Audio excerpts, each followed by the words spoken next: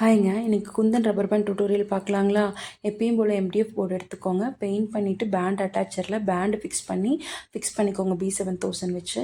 அதுக்கப்புறம் once try ஆனதுக்கப்புறம் B7000 clue apply பண்ணிவிட்டு நான் பேஸ்ட் பண்ணுற மாதிரி செராமிக் பேர்ல் எடுத்திருக்கேன். ட்ராப் ஷேப்பு நான் எப்படி பேஸ்ட் பண்ணுறனோ அதே மாதிரி இந்த செராமிக் பேர்லை வந்து பேஸ்ட் பண்ணிவிடுங்க. நான் செவன் ட்ராப்ஸ் எடுத்திருக்கேன். அந்த மாதிரி நீங்கள் பேஸ்ட் பண்ணிக்கோங்க.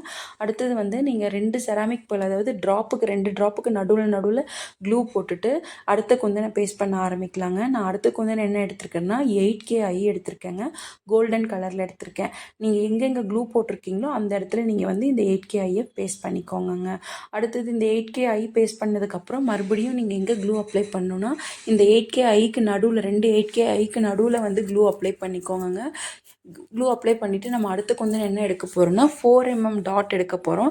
இது வந்து செராமிக் ஒயிட் பேர்ல் தாங்க நான் எடுத்திருக்கேன். இந்த செராமிக் ஒயிட் பேர்ல் எடுத்து நீங்கள் அங்கே வந்து ஃபிக்ஸ் பண்ணிக்கோங்க.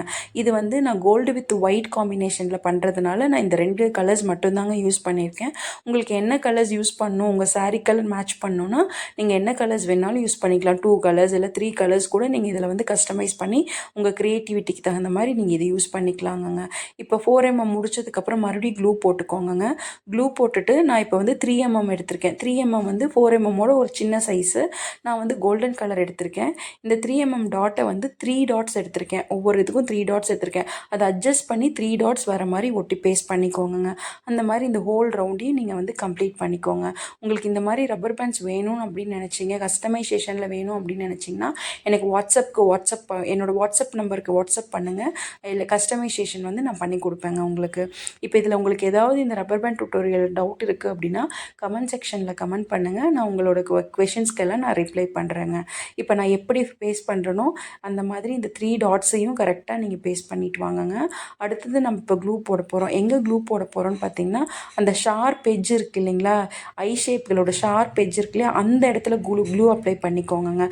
எல்லா ஷார்ப் எட்ஜ்லேயும் க்ளூ அப்ளை பண்ணிவிட்டு அடுத்த குந்தன் வந்து 4mm ரவுண்ட் எடுத்துக்கோங்க. அந்த ஃபஸ்ட்டு உள்ளே நம்ம ஒயிட் கலர் பேஸ்ட் பண்ணோம் இல்லைங்களா, அதே குந்தன் தான். இந்த 4mm குந்தன் எடுத்து கரெக்டாக அந்த ஷார்ப் எட்ஜுக்கிட்ட பேஸ்ட் பண்ணுற மாதிரி எல்லா இடத்துலையும் பேஸ்ட் பண்ணிக்கோங்க.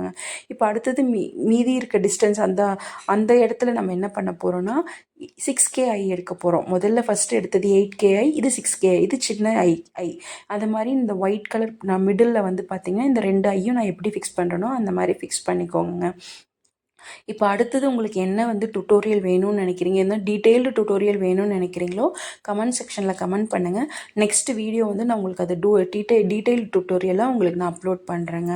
இப்போ வந்து இந்த ரப்பர் பேண்ட் ஃபுல்லும் கம்ப்ளீட் பண்ணதுக்கப்புறம் ஒரு 1 டே ஃபுல்லும் டிஸ்டர்ப் பண்ணாமல் ட்ரை பண்ண விடுங்க. ஒன்ஸ் இது ட்ரை ஆகிடுச்சு அப்படின்னா இந்த குந்தன்ஸ் எதுவுமே கீழே விழுகாது. நீங்கள் வந்து யூஸ் பண்ணிக்கலாம், எந்த பிரச்சனையுமே இருக்காதுங்க. இப்போ நான் எப்படி பேஸ்ட் பண்ணுறனோ அந்த மாதிரி பேஸ்ட் பண்ணிக்கோங்க.